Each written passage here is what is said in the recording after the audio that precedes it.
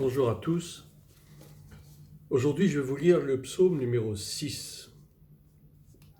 Alors, pour ceux qui m'ont demandé si j'allais traiter tous les psaumes jusqu'au 150 compris, bien sûr que non. C'est un travail quand même assez ardu et je ne fais que survoler un peu les psaumes qui me paraissent les plus caractéristiques, bien que ils soient tous intéressants, qu'ils sont tous importants parce que c'est la parole de Dieu.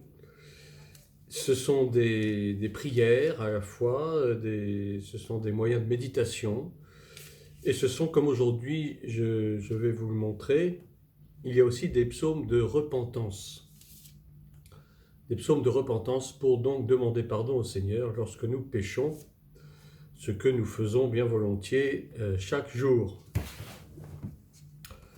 Alors, je vais lire d'abord le psaume numéro 6, qui est relativement court. Au chef des chantres avec instrument à cordes sur la harpe à 8 cordes, psaume de David.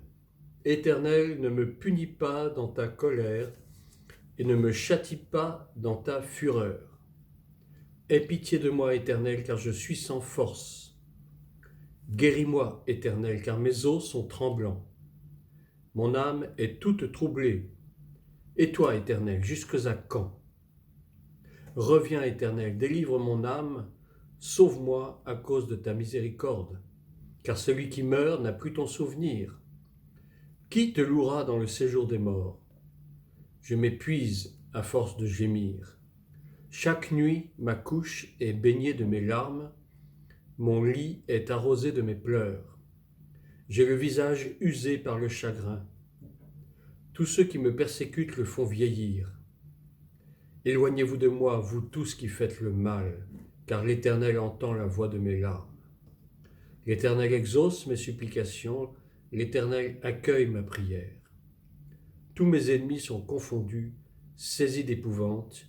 Ils reculent soudain, couverts de honte. Ce qui est intéressant dans ce psaume numéro 6, il est en deux parties en fait. Vous avez une première partie qui commence donc à partir du premier verset et qui s'arrête au verset 8. C'est un passage, tout un passage de supplication. Voilà. David demande pardon au Seigneur, le supplie de ne pas le châtier à cause de son péché. Parce que la colère de Dieu, bien sûr, se révèle lorsque nous péchons. Lorsque nous péchons, nous attristons le Saint-Esprit et Dieu peut déchaîner sa colère pour non pas avoir le plaisir de nous punir, mais pour nous aider à reprendre le bon chemin. Vous me direz, Dieu ne punit pas toujours, effectivement. Oui, on est d'accord, Dieu ne punit pas toujours, mais Dieu sait que nous péchons. Il le sait très bien.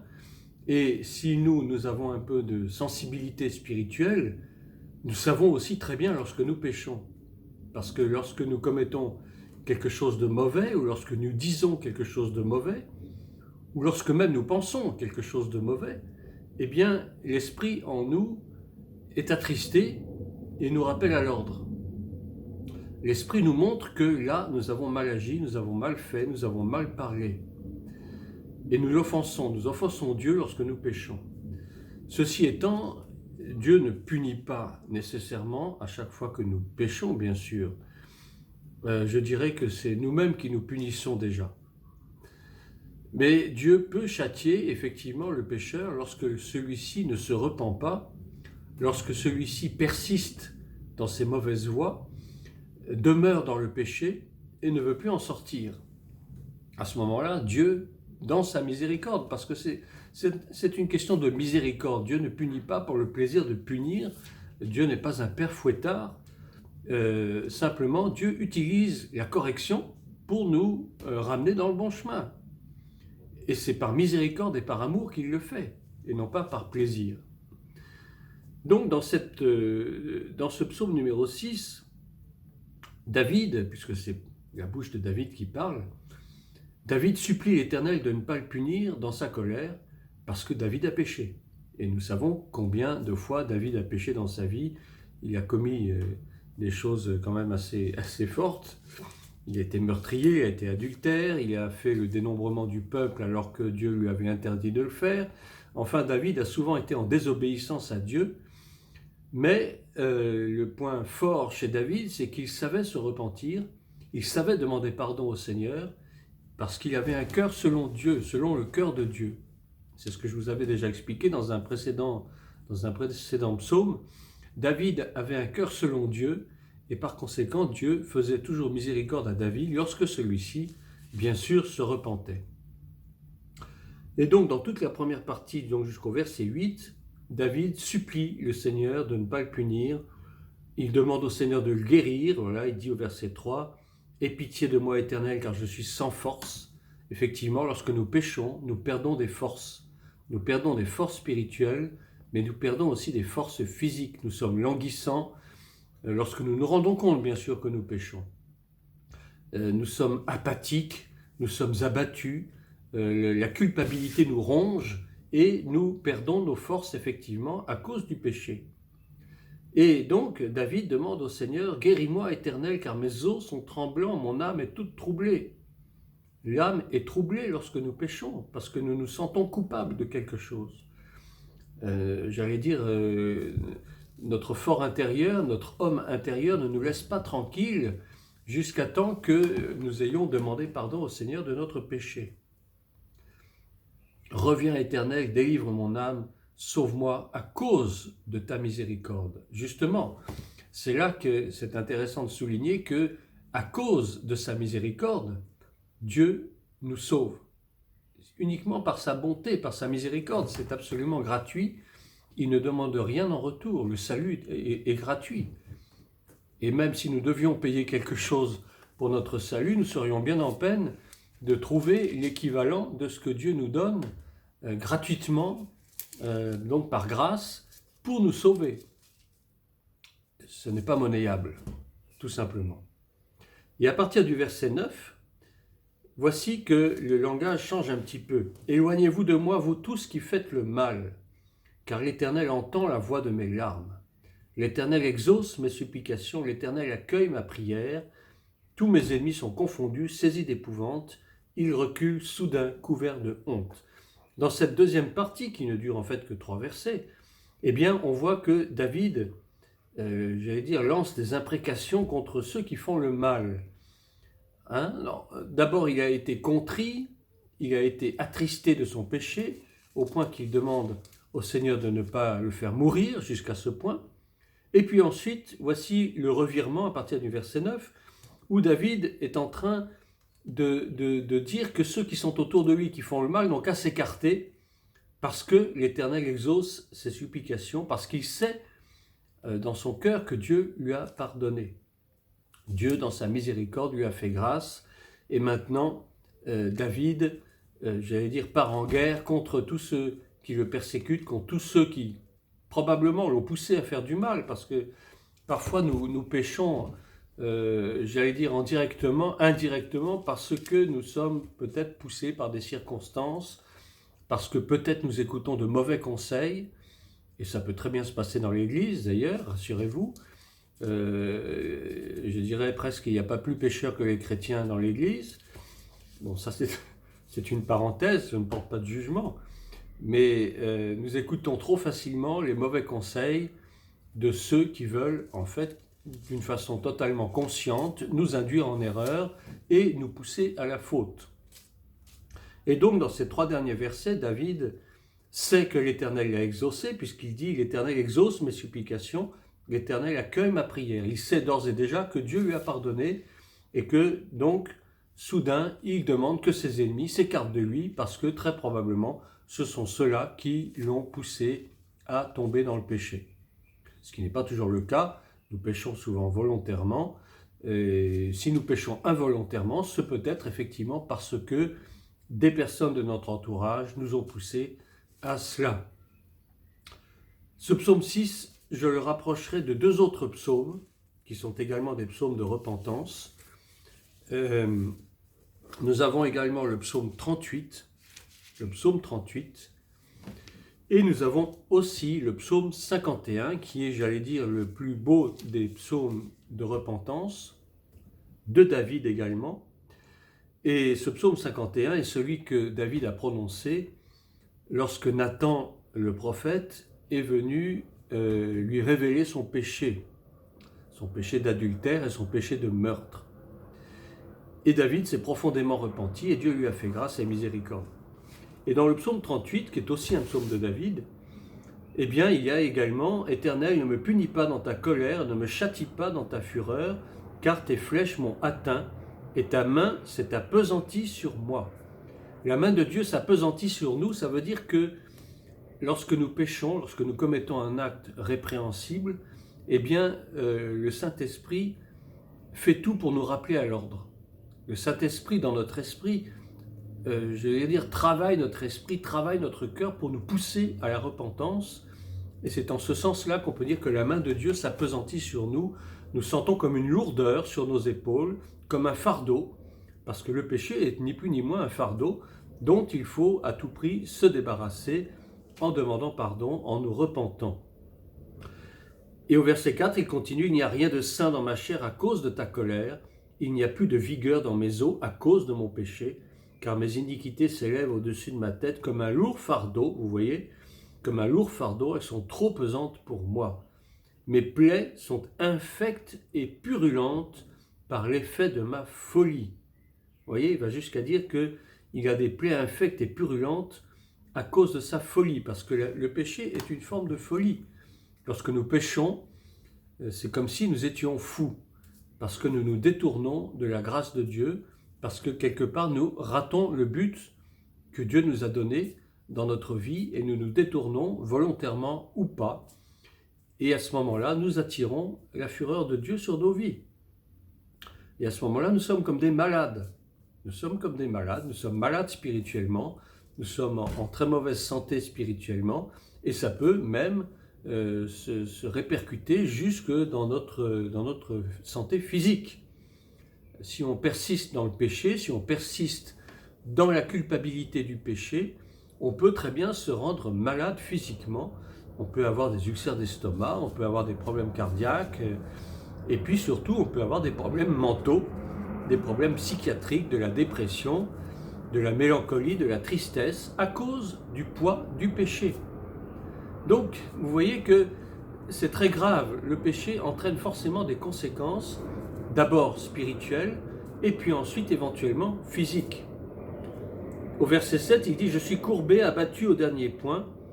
Tout le jour, je marche dans la tristesse. » Vous voyez les conséquences psychologiques, les conséquences mentales sur l'âme du pécheur. « Car un mal brûlant dévore mes entrailles. Il n'y a rien de sain dans ma chair. Je suis sans force, entièrement brisé. Le trouble de mon cœur m'arrache des gémissements. » Vous voyez, je parlais de troubles cardiaques tout à l'heure, mais ce n'est pas anodin et c'est écrit dans la Bible également. « Seigneur, tous mes désirs sont devant toi, mes soupirs ne te sont point cachés, etc. Mon cœur est agité, ma force m'abandonne et la lumière de mes yeux n'est plus même avec moi. Mes amis et mes connaissances s'éloignent de ma plaie. » C'est-à-dire qu'il se sent comme un pestiféré, comme quelqu'un qui est atteint d'un mal incurable, qui dégage une odeur insupportable et qui fait que tous ceux de son entourage s'écartent de lui parce qu'il pue le péché, il sent le péché. Et mes proches se tiennent à l'écart, etc.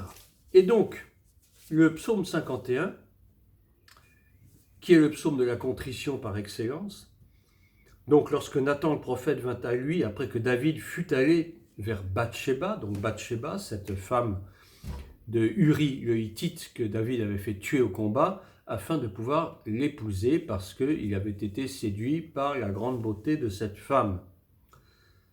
La séduction peut souvent nous faire commettre de grosses bêtises. Mais enfin, Dieu s'est servi de ce mal pour faire un bien, et c'est de l'union de Bathsheba et de David qu'est né ensuite Salomon.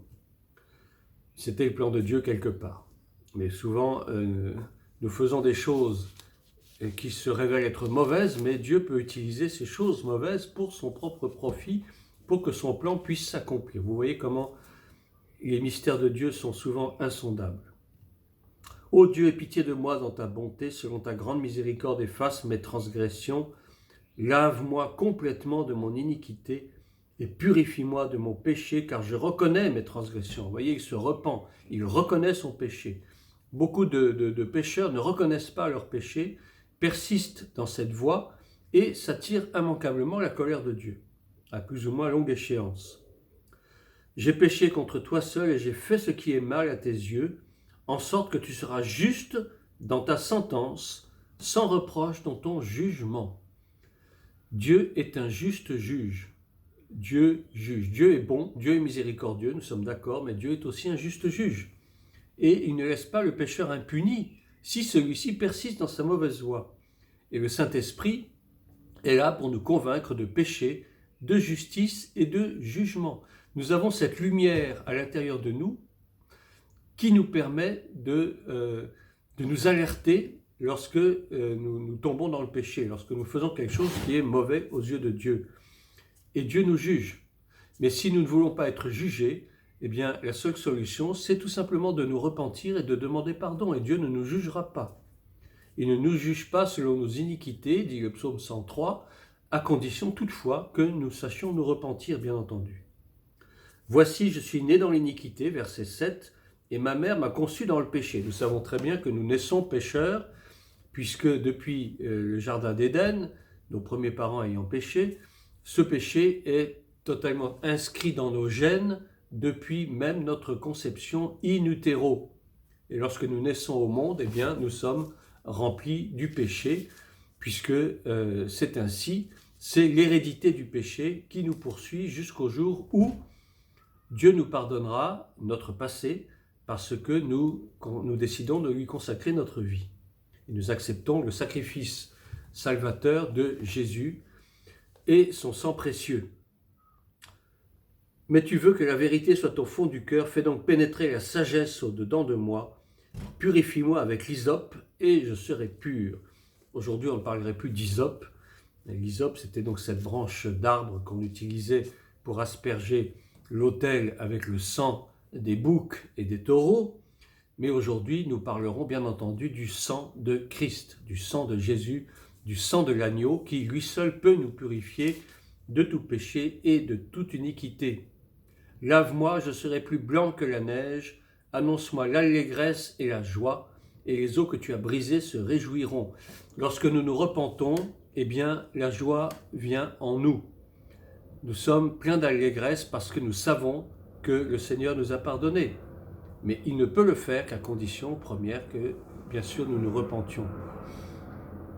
Détourne ton regard de mes péchés, efface toutes mes iniquités. Ô Dieu, verset 12, crée en moi un cœur pur, renouvelle en moi un esprit bien disposé. Ne me rejette pas loin de ta face, ne me retire pas ton Esprit Saint.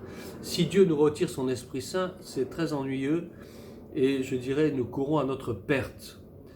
Le jour où nous endurcissons dans le péché, c'est écrit dans Hébreux, je ne sais plus, c'est Hébreux 12 ou Hébreux 16, lorsque nous avons goûté les dons célestes, lorsque nous avons été instruits dans la parole de Dieu et que nous sommes encore tombés et que nous continuons à vivre dans le péché, que nous retombons dans le péché, tout comme la truie se retourne pour se vautrer dans son bourbier, eh bien, le Saint-Esprit est tellement attristé qu'il peut se retirer de nous. Dieu nous retire son Esprit Saint et à ce moment-là, eh bien, nous sommes comme nous étions avant d'être sauvés, nous sommes comme des hommes charnels et nous sommes livrés quelque part à Satan. C'est-à-dire que Satan peut faire de nous son jouet, il peut très bien s'occuper de nous à sa façon pour que nous nous détournions à jamais de la face de Dieu et que le salut nous soit rendu impossible désormais. Il faut savoir que lorsqu'on persiste dans le péché, on se repent une fois, on se repent 2 fois, on se repent 10 fois, on se repent 25 fois, on se repent 30 fois. Mais il y a un moment, lorsque le péché, j'allais dire, est gravé dans notre cœur, lorsque nous avons carrément une vie de péché, eh bien, à ce moment-là, notre cœur est tellement endurci qu'il devient quasiment impossible de nous repentir. Et c'est très sérieux ce que je vous dis, c'est très grave. Beaucoup de chrétiens ont perdu leur salut parce qu'ils étaient retombés dans le péché à cause de circonstances diverses. On ne peut pas les juger, bien sûr, mais ils se sont tellement endurcis qu'il était impossible pour eux désormais de demander pardon au Seigneur, et ils ont fini par perdre leur salut, et après la mort, c'était l'enfer qui les attendait. Prenons garde à cela, parce que tout disciple que nous sommes, le danger est toujours là. La Bible nous dit, la parole nous dit que le diable est là comme un lion rugissant, cherchant qui dévorer. Et celui qui se fera dévorer, malheureusement pour lui, il n'y a plus de solution possible, bien entendu. Le danger est persistant, le danger est toujours là. Nous devons être vigilants sur nous-mêmes, être aussi attentifs aux autres. C'est ça l'amour chrétien, c'est d'être attentif aux autres, les prévenir, parce que si nous ne les prévenons pas, nous aurons notre part de responsabilité. Celui qui pêche, que tu vois pécher, dit la Bible, et que tu ne l'avertis pas, eh bien, son sang te sera redemandé. C'est une responsabilité pour nous en tant que chrétiens, en tant que disciples de Christ, d'avertir nos frères et nos sœurs qui vivent dans le péché et leur dire « Attention, ce que je te dis là, c'est par amour que je le fais. Fais attention, reviens vers le Seigneur, demande-lui pardon, repens-toi, cesse de pécher, sinon ce qui va t'arriver sera très grave, tu vas perdre ton salut. » Si nous ne faisons pas cela, si nous laissons nos frères et nos sœurs nous s'enfoncer dans le péché, eh bien nous avons notre part de responsabilité. Et Dieu nous redemandera des comptes à leur sujet. Je termine avec ce psaume 51. « Rends-moi la joie de ton salut et qu'un esprit de bonne volonté me soutienne. J'enseignerai tes voies à ceux qui les transgressent et les pécheurs reviendront à toi. » Voilà, c'est exactement ce que je vous disais il y a à peine 30 secondes. J'enseignerai tes voies à ceux qui les transgressent, c'est-à-dire que nous avons une responsabilité en tant que disciples d'enseigner, d'avertir ceux qui vivent dans le péché afin qu'ils se détournent du mal tout simplement, leur apprendre ce que c'est que péché, leur apprendre les conséquences du péché et leur apprendre la nécessité absolue de la repentance devant le Seigneur. Ça fait partie de notre boulot de disciples. Ce n'est pas forcément d'être des grands enseignants théologiques, etc. Non, d'enseigner les autres, c'est de leur montrer qu'ils font fausse route et qu'il faut qu'ils reviennent dans le bon chemin. Verset 16, « Ô Dieu, Dieu de mon salut, délivre-moi du sang versé, et ma langue célébrera ta miséricorde. » Le sang versé, eh bien, c'est le sang qui est provoqué par le péché, par le mal. Ce n'est pas forcément un sang physique, bien entendu. Et ma langue célébrera ta miséricorde, pardon. Seigneur, ouvre mes lèvres et ma bouche publiera ta louange. Si tu avais voulu des sacrifices, je t'en aurais offert, mais tu ne prends point plaisir aux holocaustes. Le temps des holocaustes est passé, nous sommes dans la nouvelle alliance, et les sacrifices de boucs, de taureaux, de tourterelles, de tout ce que vous voulez, c'est périmé. Tu ne prends point plaisir aux holocaustes. Les sacrifices qui sont agréables à Dieu, c'est un esprit brisé. Voilà, la clé de ce psaume. Le sacrifice qui est agréable à Dieu, c'est un esprit brisé, c'est-à-dire un esprit repentant, un esprit qui sincèrement demande pardon au Seigneur et est prêt à ne plus recommencer. Évidemment, si nous demandons pardon et que nous recommençons 5 minutes après, je dirais que c'est même plus la peine de demander pardon. Continuez à pécher, et puis viendra le temps où certainement le Seigneur va toucher ton cœur pour que tu arrêtes une bonne fois pour toutes. Mais le cœur brisé, l'esprit brisé, c'est ce qui est agréable au Seigneur, c'est l'humilité. C'est une preuve, c'est un gage d'humilité. C'est pour montrer que nous sommes vraiment plus bas que terre devant le Seigneur. Nous nous couchons par terre, nous pleurons, nous nous lamentons sur notre propre sort. Et c'est à cette condition que le Seigneur peut nous pardonner. Et c'est à cette seule condition que le péché peut se séparer de nous. Ou que du moins nous puissions nous séparer de lui. Souvenez-vous de ce que Dieu disait à Caïn.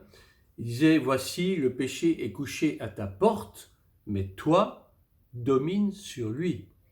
Autrement dit, si tu ne domines pas sur le péché, c'est le péché qui te dominera. C'est exactement la même chose nous concernant.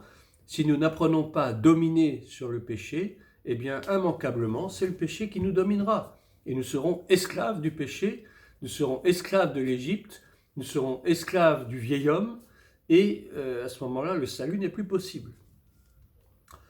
Ô Dieu, tu ne dédaignes pas un cœur brisé et contrit, répands par ta grâce tes bienfaits sur Sion, bâtir les murs de Jérusalem, etc. Alors on offrira des taureaux sur ton autel, ça veut dire que on offrira des actions de grâce sur ton autel pour te remercier de ta miséricorde, parce que le Seigneur est miséricordieux, le Seigneur est un Dieu d'amour, il ne veut pas que personne ne se perde, son désir c'est que tous les hommes soient sauvés. Alors le seront-ils? Malheureusement, bien sûr que non. Tous les hommes ne seront pas sauvés, mais c'est le plan de Dieu au départ, c'est que tous les hommes soient sauvés. Et ce que Dieu veut avant tout, c'est que nous sachions demander pardon, c'est que nous sachions nous repentir, c'est que nous ayons un esprit brisé et contrit. C'est à cela que Dieu prend plaisir. Voilà. J'ai essayé de faire une petite analyse comparative de ces 3 psaumes de David, des psaumes de repentance, des psaumes de pardon. Je vous invite fortement à les relire souvent lorsque vous vous sentez mal, lorsque vous avez péché, tout simplement. Relisez ces 3 psaumes, ils sont extrêmement bénéfiques. Soyez bénis et à une prochaine fois.